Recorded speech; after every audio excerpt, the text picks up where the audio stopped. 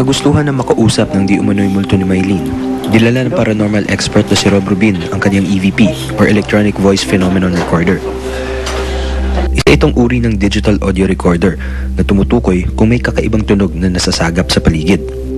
Gamit din niya ang EMF or Electromagnetic Frequency Meter na umiilaw at tumutunog sakaling may di pangkaraniwang presensya. Black scrying mirror naman ang daladala ng psychic na si Gigi Atienza. Ginagamit niya ito upang makipag-usap sa mga espiritu o elemento. Nang pasukin nila ang unang silid, parang may naramdamang kakaiba raw si Gigi.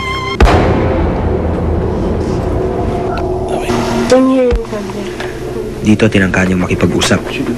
May kasama ba kami dito? Meron bang gustong magparamdam? It's in here. It's in here. Kanina, when we were outside, the door was open a bit, and I saw a girl standing here. And it was like peeping like that to us where we were standing. Pagkatapos nun, it disappeared. She lives here. Whatever that thing is. Paglipat nila sa kabilang silid, muling sinubukang kausapin ni Gigi ang mailap na espiritu. Yung mga gusto magparamdam. Tila nagdulot ng pagsama ng pakiramdam ni Gigi. Yung nakikita ko, she stays in the other room. Pero she knows we're here. And she's trying, parang minomonitor niya yung ginagawa natin.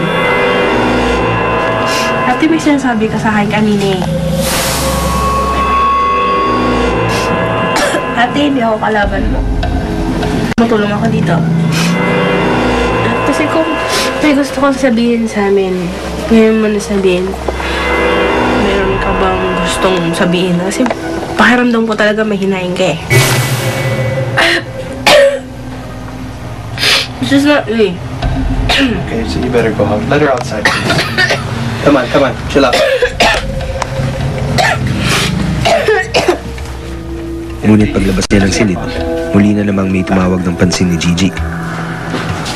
Yun na naman. Where na naman? She's inside the other room. Here? Jumping. Like she's watching me. Light, please.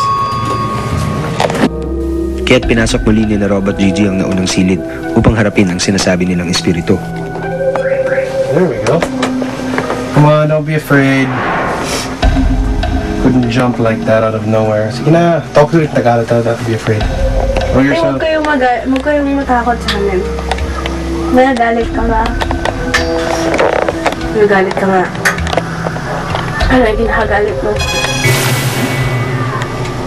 I just heard it. What did it say? She said she doesn't want a lot of female presence around her. Okay, so... Well, the word that she used was she gets intimidated with a lot of female presence around her. She lives in this room. This is where she stays.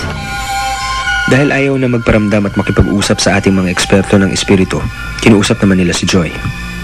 Sa pagkwento ni Joy ng kanyang pangitain, nalaman ni na Rob at Gigi na ginagamit lamang umano ng espiritu ang kahinaan ni Joy.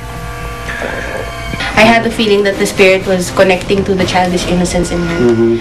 That she needs someone who can listen. And since Joy's defenses are down, she's the only person that the spirit can talk to. At upang matulungan si Joy, nagdesisyon si Gigi ng pakiusapan ng espiritu na layuan na nito ang dalaga. She's here na.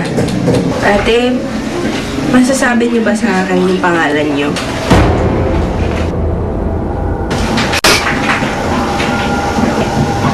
Okay, ikaw ba yung kumausap kay Joy nung araw rin? Siya nga. It's her.